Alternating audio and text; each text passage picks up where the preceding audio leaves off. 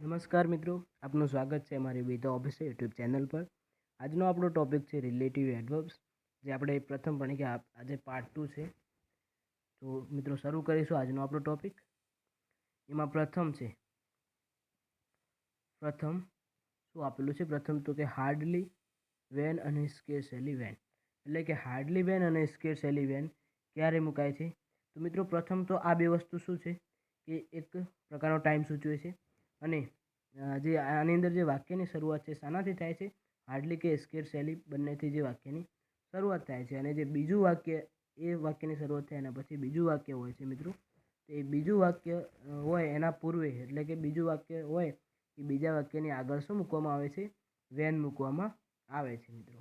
તો હવે હાર્ડલી અને સ્કેર્સલી એનો મતલબ શું થાય છે? તો એનો મતલબ ભાગ્યે જ એવો થાય છે. હાર્ડલી અને સ્કેર્સલી વાળી ક્રિયા પહેલાં થાય છે. એટલે કે જે હાર્ડલી અને સ્કેર્સલી વાળી ક્રિયા હોય છે એ શું થાય છે? પહેલાં થાય છે. તેથી પૂર્ણકાળની રચના હેડ હેઝ દ્વારા સૂચવાય છે. એટલે શું થાય છે કે હાર્ડલી અને સ્કેર્સલી વાળી ક્રિયા પહેલાં થાય છે. એટલે જે પૂર્ણકાળવાળી રચના હોય એ શું થાય છે કે પૂર્ણકાળવાળી રચના એની પહેલાં, એટલે કે હેડ અને હેઝ દ્વારા સૂચવાય છે. પછી મિત્રો સામાન્ય રીતે હાર્ડલી કે સ્કેર્સલી આવે ત્યારે, હવે હાર્ડલી કે સ્કેર્સલી આવે ત્યારે શું આવે છે? વેન આવે છે. શું આવે છે મિત્રો? તો વેન આવે છે. શું આવે છે? વેન આવે છે. તો સમજી ગયા તમે કે હાર્ડલી વેન અને સ્કેર્સલી વેન એનો મતલબ શું થાય છે કે ભાગ્યે જ થાય છે. અને હાર્ડલી કે સ્કેર્સલી વાળી ક્રિયા પહેલાં થાય છે અને એટલે જ પૂર્ણકાળની રચના હેડ કે હેઝ દ્વારા સૂચવાય છે. અને હાર્ડલી કે સ્કેર્સલી આવે ત્યારે શું આવે છે મિત્રો? વેન આવે છે. તો હવે એના એક્ઝામ્પલ જોઈ લઈશું આપણે. કે ફોર એક્ઝામ્પલ તરીકે પ્રથમ કે hardly had the train left the station. Hardly had the train left the station. પછી જો when I reached the station. જો પ્રથમ ક્રિયા કઈ થઈ છે? હાર્ડલી વાળી છે.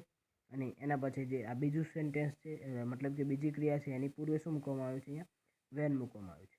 તો અહીંયા મતલબ શું થશે કે જ્યારે હું સ્ટેશન પર પહોંચ્યો ત્યારે ટ્રેન સ્ટેશનને સ્થગિત કરી દીધી હતી. એટલે કે જ્યારે હું સ્ટેશન પર પહોંચ્યો ત્યારે ટ્રેન સ્થગિત કરી દીધી હતી. પ્રથમ તો શું દર્શાવે છે? એમાં સમય દર્શાવે છે કે જ્યારે હું પહોંચ્યો ત્યારનો સમય હતો અને ટ્રેન સ્થગિત ત્યારે એનો સમય દર્શાવે છે. મિત્રો નેક્સ્ટ એક્ઝામ્પલ જોઈશું. Scarcely had the students gone out of the school when the rain started. એટલે કે scarcely had the students gone out of the school. એટલે કે જો મિત્રો પ્રથમ સ્કેર્સલી વાળી ક્રિયા થઈ છે અને અહીંયા પૂર્ણ જે આપણે કાલની વાત કરી હતી એ પ્રમાણે શું હેડ અને હેડ સૂચવાય છે. અહીંયા બી હેડ સૂચવાય છે, અહીંયા બી હેડ સૂચવાય છે. રેડી મિત્રો. અને હવે અહીંયા જો વેન બી મુકાયું છે. બીજા જે રેઇન સ્ટાર્ટેડ વરસાદની વાત કરવામાં છે એની પ્રથમ જે બીજી ક્રિયા છે એની પ્રથમ શું મૂકવામાં આવ્યું છે? એની પૂર્વે વેન મૂકવામાં આવ્યું છે. તો આનો મતલબ કે જ્યારે વરસાદ શરૂ થયો ત્યારે ભાગ્યે જ વિદ્યાર્થીઓ શાળામાંથી બહાર નીકળી ગયા હતા. એટલે જ્યારે વરસાદ શરૂ થયો ત્યારે ભાગ્યે જ વિદ્યાર્થીઓ શાળામાંથી બહાર નીકળી ગયા હતા. આવું અહીંયા સૂચવાય છે.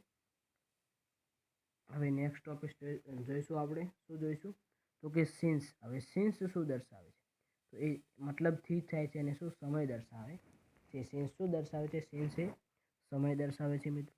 તો સિન્સથી શરૂ થતું વાક્ય સાદા ભૂતકાળના ક્રિયાપદનું બનેલું હોય છે. મિત્રો યાદ રાખવાનું કે સિન્સથી શરૂ થતું વાક્ય શાનું બનેલું હોય છે? તો સાદા ભૂતકાળનું બનેલું હોય છે. પછી મુખ્ય વાક્યમાંનું ક્રિયાપદ પૂર્ણ વર્તમાન કાળનું હોય છે. મુખ્ય વાક્યમાંનું ક્રિયાપદ કેવું હોય છે? કે પૂર્ણ વર્તમાન કાળનું હોય છે. અને સિન્સ વાક્યની શરૂઆતમાં સમય દર્શાવે ત્યારે મુકાય. હવે સિન્સ ક્યારે મુકાય? તો જ્યારે વાક્યની શરૂઆતમાં સમય દર્શાવવો હોય ત્યારે શું મુકાય છે? સિન્સ મૂકવામાં આવે છે મિત્રો. પછી